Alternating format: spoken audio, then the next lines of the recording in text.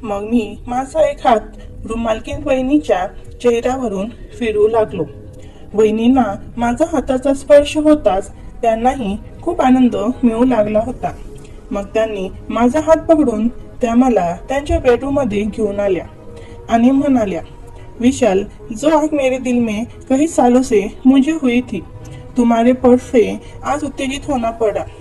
मग वहिनीही तिची ओठ माझ्या ओठापर्यंत घेऊन आली आणि तेव्हाच मी तिच्या अशा ठिकाणी स्पर्श केल्यामुळे तिने लगेच मला मिठीत घेतले. मला सोडायची तिला अजिबात इच्छा होत नव्हती. मग मी पण तिला साथ देऊ लागलो. हळूहळू आमचे गरम श्वास एकमेकांना स्पर्श होऊ लागले होते. आता माझ्यानेही कंट्रोल होणे शक्य नव्हते, म्हणून मी लगेच वहिनींच्या ओठावर ओठ टिकवले आणि तब्बल अर्धा तासापर्यंत आम्ही एकमेकांच्या ओठांचा रस चाकत राहिलो. हळूहळू आम्ही दोघांनी आमचे कपडे बाजूला ठेवले आणि मित्रांनो, कथा खूप सुंदर आहे माझी आणि माझ्या रूम मालकीन वहिनीची. शेवटपर्यंत नक्की बघा, मजा येईल. मित्रांनो, माझं नाव विशाल आहे. वय 25. एक सिव्हिल इंजिनियर असून मी नुकतीच माझी बदली नाशिक शहरात झाली होती. माझ्या मनात शहराबद्दल उत्सुकता होती, पण त्याचबरोबर एकटेपणाची छाया सुद्धा, कारण मी अजूनही अविवाहित होतो आणि नवीन शहरात कोणी ओळखीचे नव्हते. 5 दिवस झाले होते नाशिकला येऊन. दिवस ऑफिसात जात होतो, पण संध्याकाळी जेव्हा मी माझ्या लहानशा लॉन्जिंगच्या खोलीत परत यायचो तेव्हा ती खोलीही मला एकटीसारखी वाटायची. त्यामुळेच मी ठरवलं एक भाड्याचं घर घ्यायचं, जिथे थोडं स्थिर वाटेल. ऑफिसात माझे काही मित्र आधीपासून इथे राहत होते. त्यांचा एक ग्रुप आहे. रोहित, अक्षय आणि साहिल हे तिघं एकाच कॉलनीमध्ये राहत होते. मी त्यांना म्हटलं, मित्रांनो, माझ्यासाठी ही एक चांगलीशी खोली बघा ना, थोडी शांत आणि मोकळी असलेली. त्यांनी हसून घेतलं आणि एकमेकांना सांगितलं, चल आज संध्याकाळी बघूया. त्या दिवशी आम्ही ऑफिस नंतर मोटरसायकलवरून काही कॉलन्या फिरलो. 1-2 ठिकाणी चौकशी केली, पण काही जमत नव्हतं. शेवटी साहिल म्हणाला, एक ठिकाण माहीत आहे, थोडं जुनं आहे पण खूप मोकळं आहे. एक विधवा बाई एकटी राहते, तिला एक भाडेकरू हवाय वरच्या मजल्यावर, चल बघून येऊया. मग मी तयार होऊन 11 वाजेला ते घर पाहण्यासाठी जाण्याचे ठरवले. मी जेव्हा त्या घराच्या जवळ येऊन पोहोचलो तेव्हाच त्या घराच्या आजूबाजूला सर्व शांतता होती. मग मी त्या घराच्या दारावर थाप मारली आणि काही वेळातच कोणीतरी तो दार उघडला.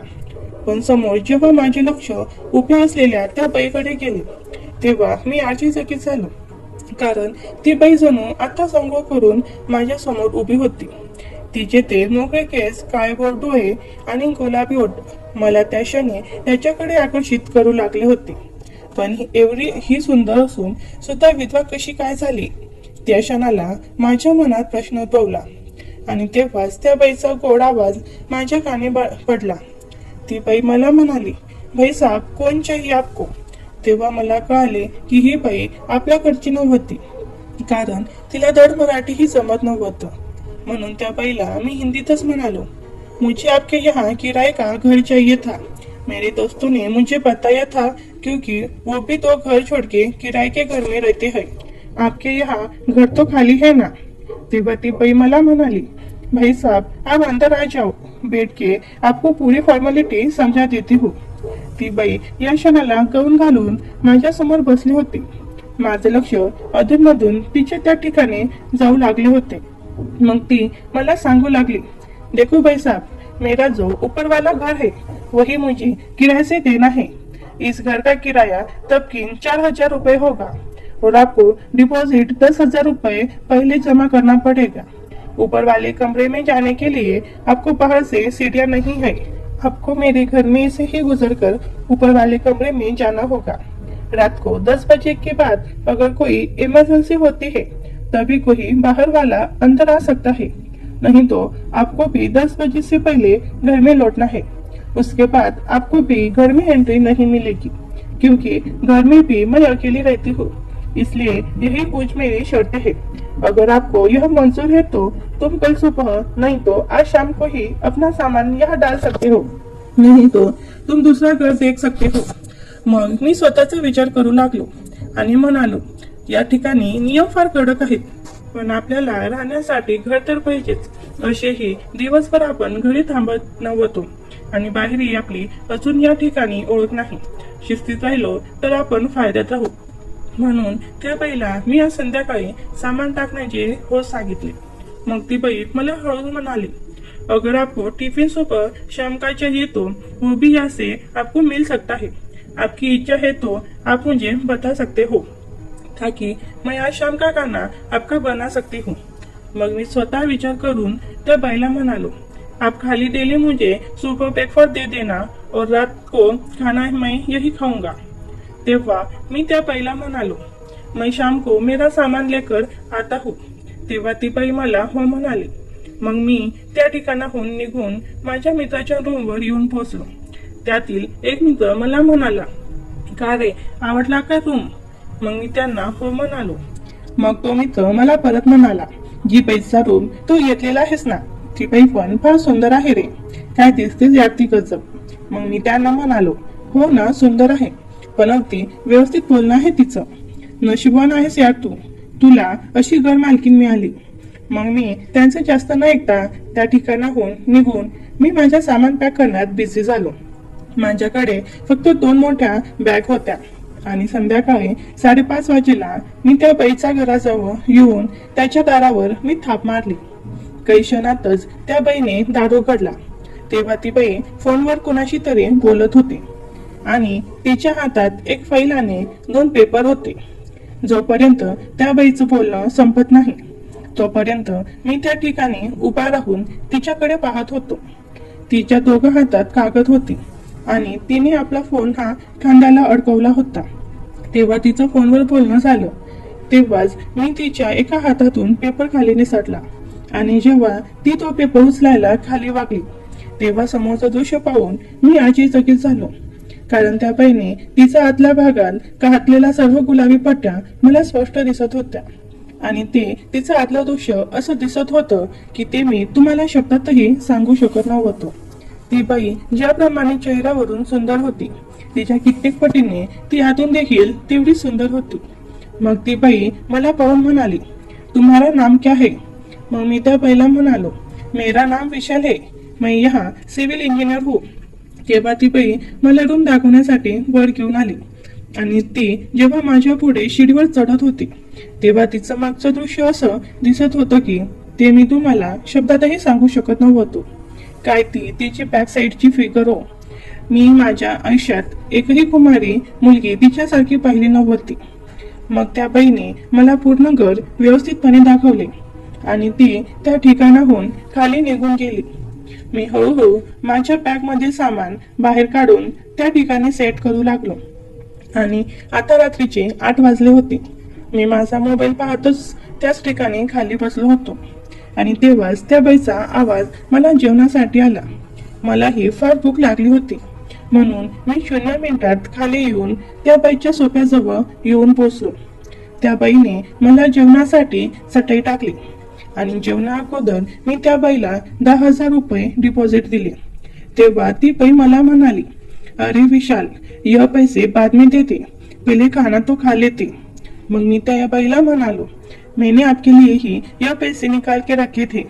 मग माझ्या हातातून त्या बाईने पैसे घेऊन मला जेवणासाठी ताट तयार केले आणि जेव्हा ती बाई मला जेवण वाढत होती तेव्हा तिच्याकडे पाहून माझे डोळेच मोठे झाले.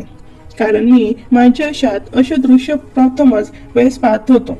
कारण जेव्हा जेव्हा मला ती बाई चपाती किंवा भाजी वाढत होती तेव्हा तिचातलं दृश्य मला अजूनही जवळून पाहायला मिळत होतं. कारण एवढ्या दिवसापासून ती तिच्या नवऱ्याच्या संपर्कात नसल्यामुळे तिथला टाईपनेस लांबूनच पाहिल्यास नंतर मला दिसत होता. मग थोड्याच वेळात माझंही जेवण झाल्यानंतर ती बाई मला म्हणाली, थोडा देर यही रुको, तब तक मैं खाना खा लेती हूँ. मग मी त्या बाईला ठीक आहे म्हणालो आणि तिने मला टाइमपास साठी तिच्या घरात असलेला टीव्ही चालू करून दिला.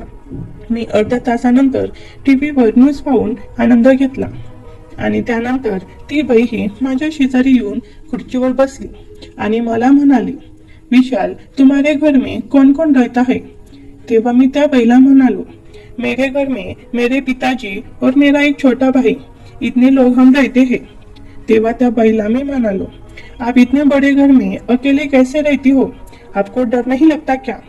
तेव्हा ती बाई मला म्हणाली, कुछ महीने तक मेरी लड़की भी मेरे साथ रहती थी, मगर उसकी जॉब की वजह से उसको मुंबई जाना पड़ा। मैं आपको भाभी कह सकता हूँ क्या? तेव्हा ती बाई ठीक आहे म्हणाली, भाभी आपके हाथों का खाना बहुत ही लाजवाब था। अगर आप और ज्यादा मेस वालों को इकट्ठा करते हैं तो आपकी इनकम ज्यादा हो सकती है। आमच्या गप्पा रात्री 11 वाजेपर्यंत सुरूच होत्या। त्यानंतर मला हळूहळू फार झोप येऊ लागली होती। असेही मला सकाळी ड्युटीला जायचे होते, म्हणून मी वहिनींना सांगून झोपण्यासाठी माझ्या खोलीत गेलो।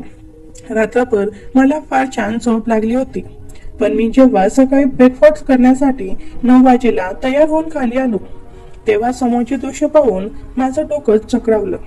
कारण त्या भाभी चक्क माझ्या समोरच म्हणजेच पुढच्या हॉलमध्ये समोरच दार लावून आपले कपडे चेंज करत होत्या।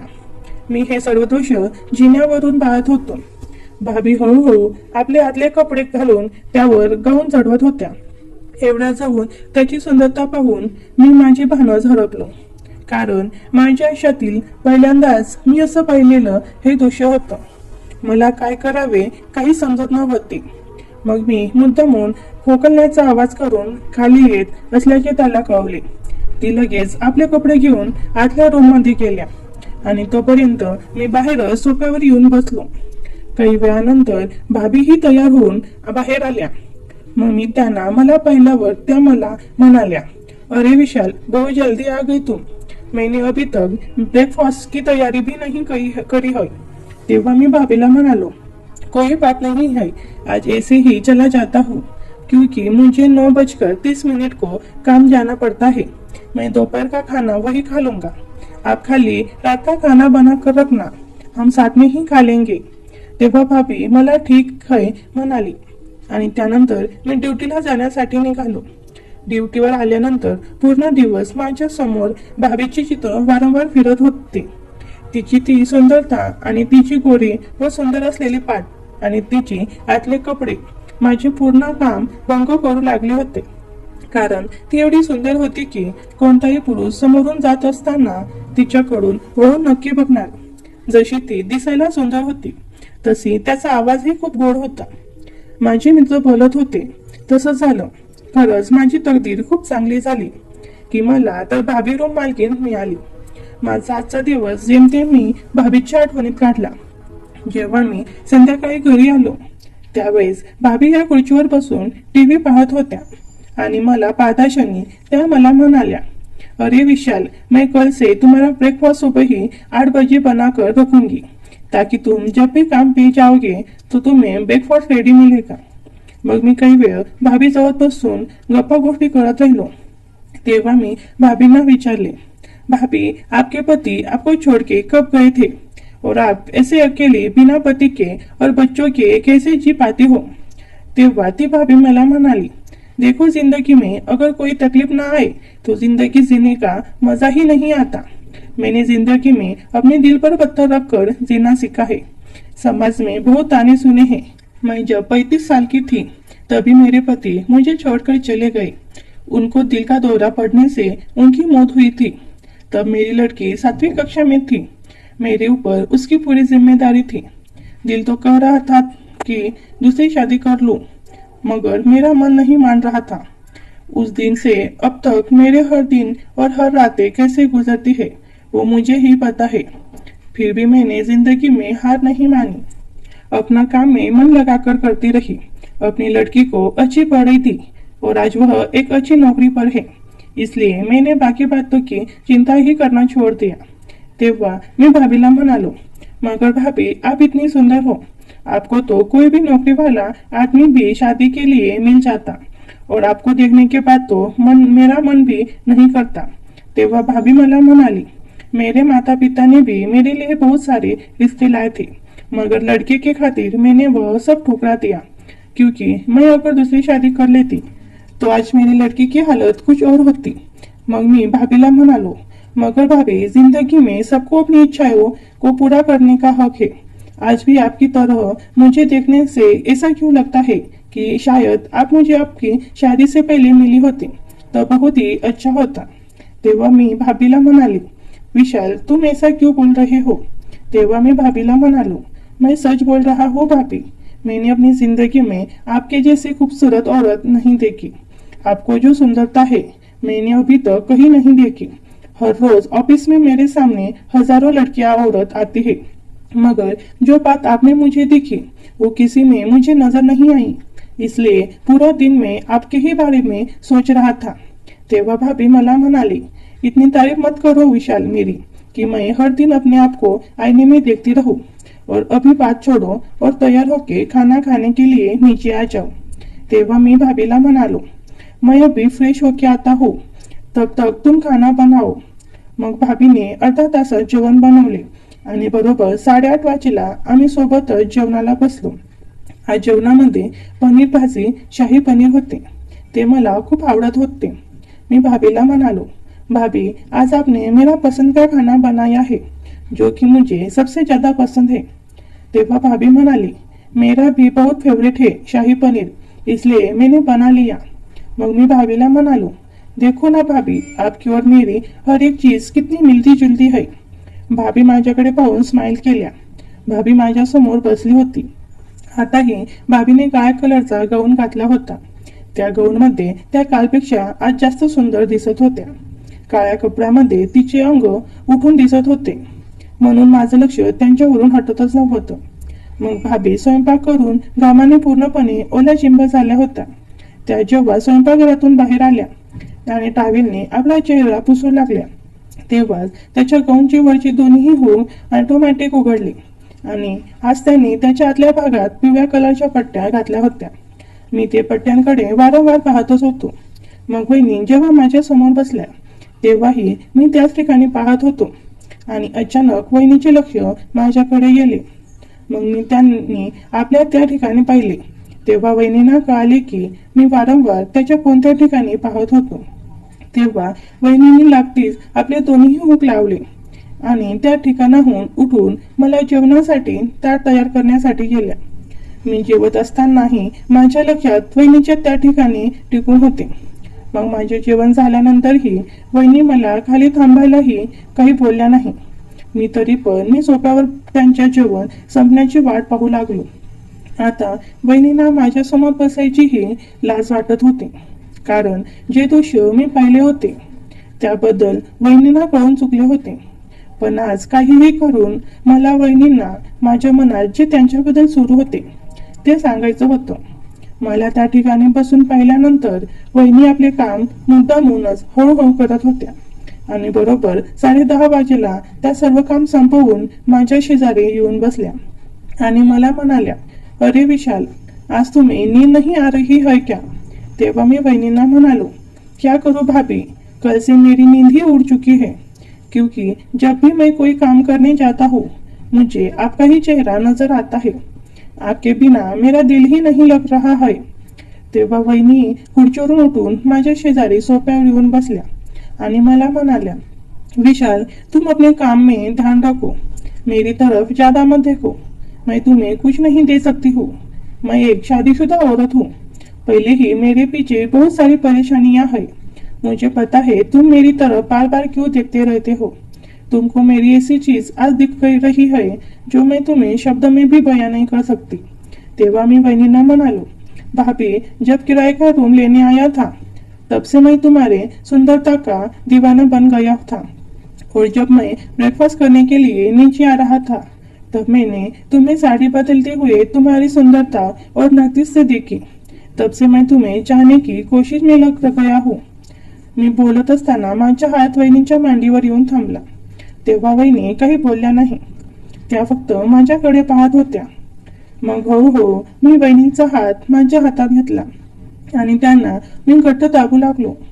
वहिनींना या गोष्टीची सवय नसल्यामुळे त्या मला म्हणाल्या, विशाल, थोडा धीरे हात दबाव, बहुत दर्द हो रहा है। मग मला समजले की जी गोष्ट माझ्या मनात सुरू होती तीच गोष्ट वहिनींनाही भरपूर दिवसापासून हवी होती, पण कोणीच पुढाकार येत नव्हते। आज ती वेळ माझ्या हातात आली होती। मग मी माझा एक हात वहिनीच्या चेहऱ्यावरून फिरवू लागलो। वहिनींना माझ्या हाताचा स्पर्श होताच त्यांनाही खूप आनंद मिळू लागला होता।